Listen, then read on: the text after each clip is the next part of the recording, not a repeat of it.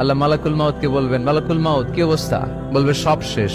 মাইয়াপ্পা, কে বাকি? মালাকুল মাউত বলবে জিনেরা বাকি, যাদেরকে দেখা যায় না। আল্লাহ বলবেন জিনদেরকেও শেষ করে ফেলো, রুহু কবজ করো। মালাকুল মাউত আজরাইল জিনদের রুহু কবজ করবে। আল্লাহ এবার জিজ্ঞেস করবে, ইয়া মালাকাল মাউত আখবিরনি মাইয়াপ্পা, এবার বলো আর কে বাকি? মালাকুল মাউত বলবে, আল্লাহ মানুষগুলো সব শেষ, জিনগুলাও শেষ, এবার বাকি ইবলিস শয়তান। কে বাকি?